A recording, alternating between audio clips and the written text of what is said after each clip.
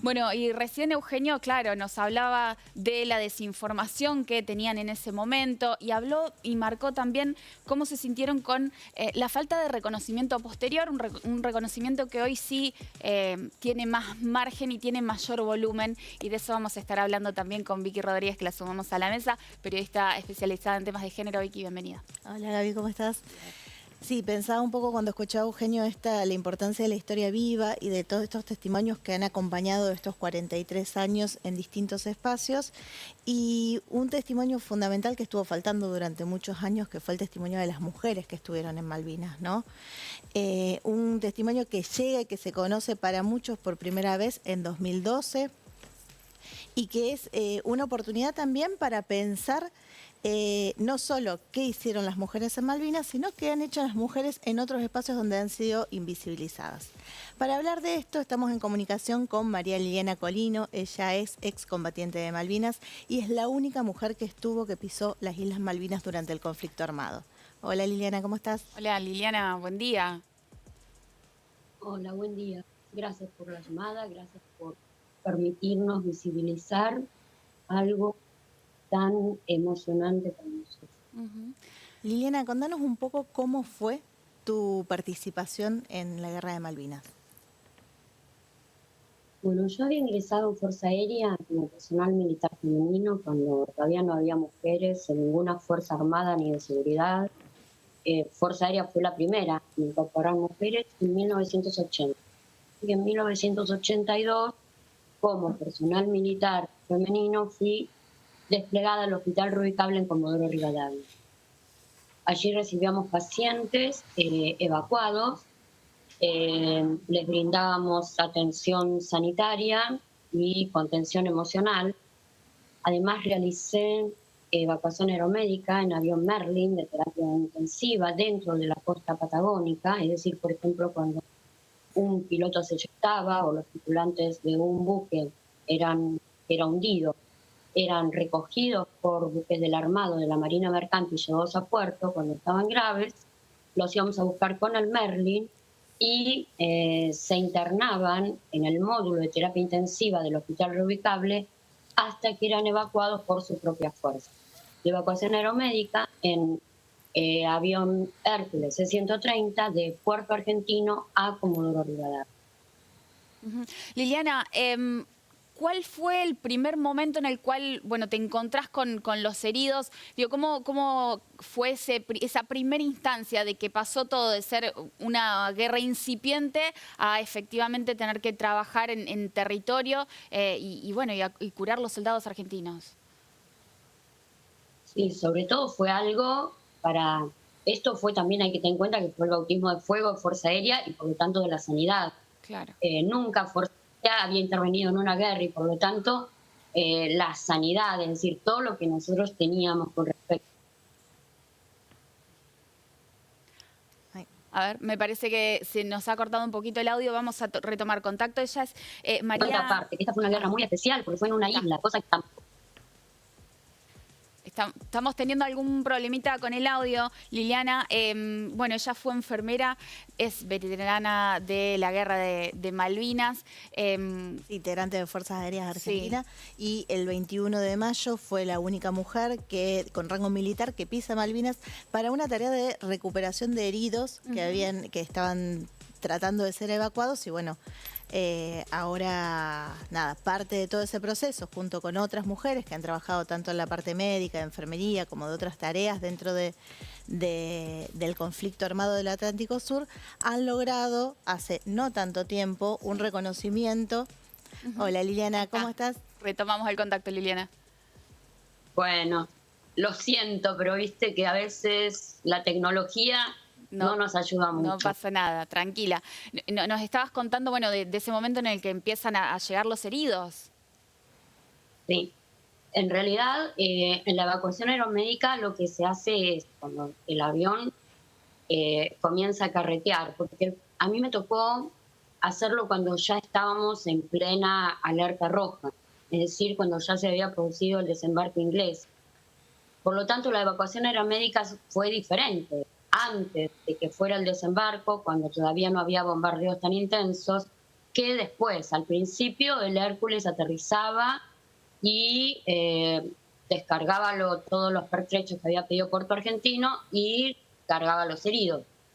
Cuando ya estábamos en alerta roja inminente, los vuelos que se hacían de noche, a ras del mar, con silencio de radio, se hacían con el Hércules sin aterrizar. Es decir, carreteaba permanentemente la pista, iba descargando los containers y cuando terminaba de descargarlos, las ambulancias se acercaban marcha atrás a la rampa del Hércules. Todo esto en movimiento y pasábamos a través de la puerta trasera de la rampa del Hércules los pacientes a la bodega. Una hazaña lo que hacían realmente.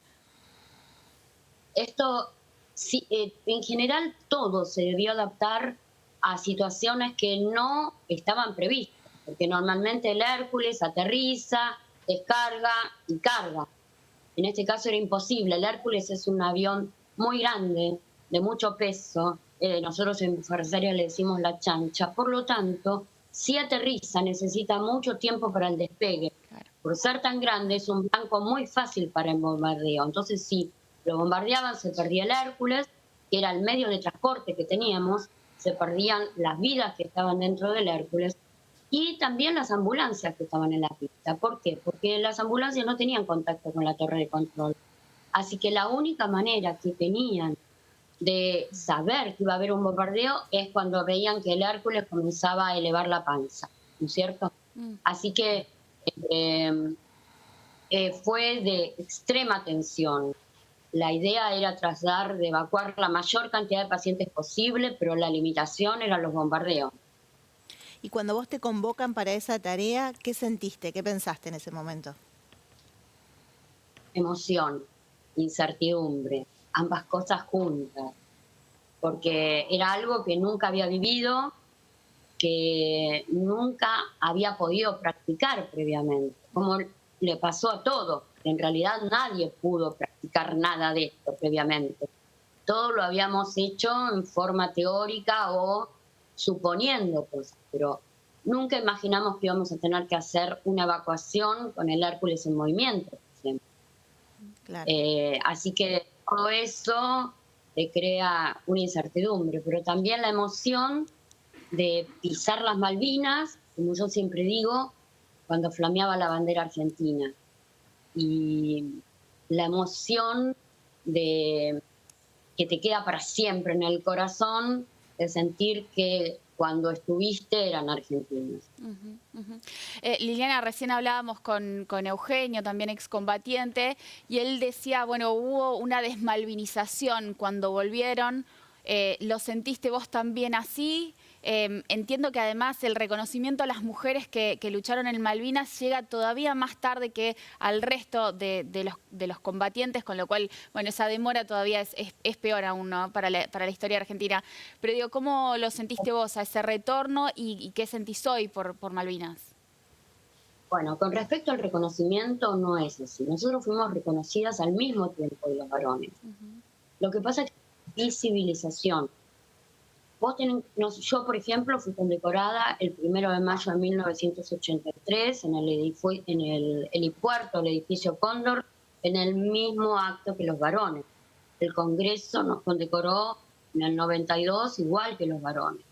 En el 2002 el Ministerio de Defensa emitió un decreto en donde especificaba quiénes eran las veteranas de Malvinas, nuestro nombre, nuestro DNI, todo. Es decir, reconocidas, fuimos reconocidas. Bien. El problema es que no éramos visibilizadas.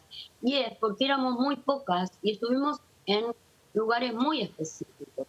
Es decir, el que no fue herido no nos vio. Por lo tanto, ignoraba que existíamos. Y hay que tener en cuenta eso, que no es que todos fueron heridos. Entonces eso impidió un poco la visibilización por un lado. Segundo, 100% no, le costó muchísimo aceptar la derrota, y a la política y a las Fuerzas Armadas mucho más. Por lo tanto, trataron de ocultar un hecho que era traumático, evidentemente. Entonces, todo es un combo que provocó esa desmalvinización. Es tratar de olvidar algo que duele, ¿no es cierto? Pero que nosotros no fuimos culpables de eso. Y un poco como que nos quisieron hacer sentir culpables. Liliana, y te consulto, ahora con todo este proceso, con esto mismo que estás diciendo de las distintas etapas que tuvo el conflicto de las Malvinas en la memoria de los argentinos y las argentinas, ¿cómo ves hoy el rol de las mujeres que participaron del conflicto? ¿Ustedes están más articuladas entre ustedes? ¿Están trabajando esto de poder tener una visibilización por fuera del espacio del ámbito de las Fuerzas Armadas y sí a nivel social, esto que hablábamos recién con Eugenio de la visibilización dentro de las escuelas, en los actos, en las actividades conmemorativas? Sí, totalmente, porque es como que fuimos punta de lanza en muchas cosas. El hecho de que la mujer haya podido ingresar en las Fuerzas Armadas en un ámbito tan machista implicó también que pudiera ingresar en otras especialidades, en otras profesiones que también estaban vedadas para la mujer, o que eran muy pocas las que tenían la posibilidad de ingresar. Entonces yo creo que es importante que nosotros demostremos, dejemos claro, en un contexto social totalmente diferente, porque no se puede comparar la mujer de los años 80, 82 con la mujer actual, que tiene el campo abierto para infinitas actividades. Entonces es como que sentimos que es necesario que la mujer entienda lo que costó llegar a esto, el trabajo arduo que fue, que nos permitieran formar parte de muchas actividades que hasta ese momento, si las hacíamos, teníamos que hacerlas a oscuras, ocultas. Bien. Liliana, bueno, nuestro reconocimiento, por supuesto, para vos, para tus compañeras también. Desde RTS Noticias nos sumamos a los homenajes en la jornada de hoy. Bueno, y muchísimas gracias por contarnos tu historia, por el tiempo, por los detalles. Bueno, gracias a ustedes, porque sin ustedes no podríamos malvinizar. Y sin ustedes seguiríamos en esa etapa oscura en la que nadie se acordaba de Malvinas. Y acá lo importante, como yo siempre digo, es que nosotros tenemos el legado de perpetuar Malvinas por los caídos y para que vuelvan a ser argentinas. Sin dudas. Muchísimas gracias, Liliana. Gracias a ustedes. Bueno, seguimos sumando historias acá en RTS Noticias, excombatientes, hombres, mujeres, muy jóvenes todos, además, en una guerra que fue muy desigual. Sí, seguro, y muy importante esto, de poder ver que hay muchas personas que participaron de este conflicto, que merecen reconocimiento y que merecen estar en la historia colectiva.